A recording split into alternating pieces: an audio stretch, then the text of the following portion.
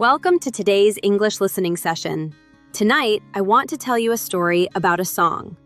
A song that didn't save the world, didn't fight physical monsters, and wasn't the loud hit song everyone knows.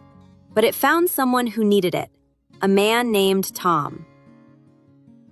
Chapter 1. A Heavy Day. Tom was walking home late at night.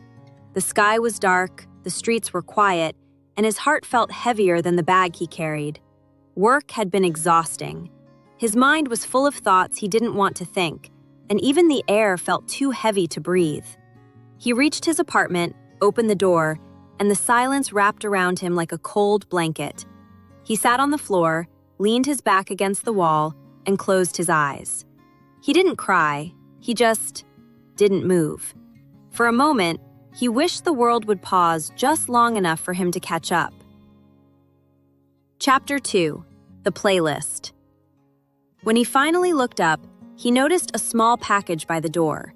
It wasn't big, just a thin envelope with a colorful sticker on it. It was from his niece. He opened it gently. Inside was a small note and a playlist card. The note said, "Uncle Tom, I know you've been tired. This is from that Netflix K-pop movie, Demon Hunters. Everyone listens to the main song, Golden, but there is a quiet duet that touched my heart more. Maybe it will help you too." And under the note was written, Track 11, Free, by Rumi and Jinu. Tom looked at the card. He knew the group Hunter X from the posters, global superstars. He imagined something loud, wild, full of drums and shouting like their hit song, Golden. Not really his style. But then again, nothing else was working tonight. So he put on his headphones, searched for the soundtrack, skipped the loud title tracks, and pressed play on Free. Chapter 3. The First Note. The music started softly, much softer than he expected. A quiet melody, like a single drop of water echoing in an empty room. Then a gentle hum, almost like someone breathing in. And then, slowly, the voices entered. Warm, steady, clear. It wasn't the aggressive sound he expected from a demon hunter. It was a human sound. Tom opened his eyes. The voices weren't fighting monsters. They were fighting loneliness, fear, doubt. The kind of demons everyone carries quietly. And suddenly, Tom felt something in his chest loosen. Just a little. Chapter 4. The Feeling.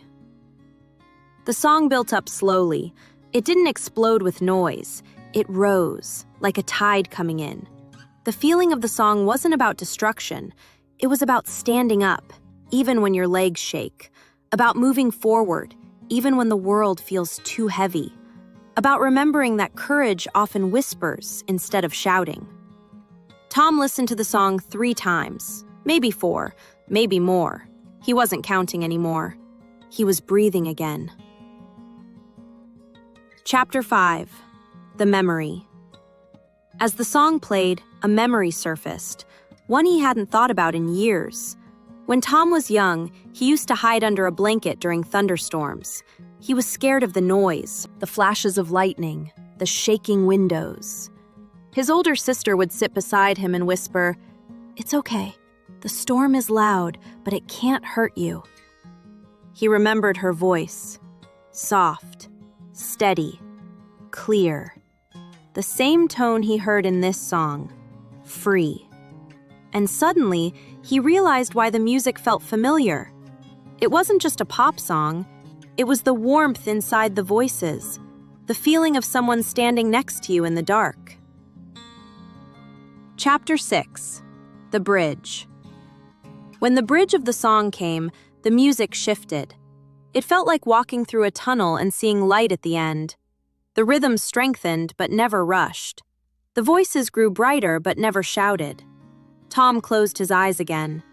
Inside the music, he saw himself walking, slowly but moving. The shadows around him were not monsters. They were fear, doubt, memories he avoided. But the light ahead was steady. The song didn't promise victory, it promised possibility, and that was enough. Chapter 7. The Last Note. When the song ended, Tom didn't move. He let the silence return, but now it felt softer. He whispered to no one, "I needed that." He held the playlist card as gently as a fragile photograph. He didn't know why a simple duet mattered so much. He only knew that something inside him was warm again. He stood up slowly, picked up his bag, and turned on a small lamp. The room didn't feel so dark anymore. Chapter 8. The Message. Tom picked up his phone and sent a message to his niece. "Thank you. I listened to Free. It helped more than you think."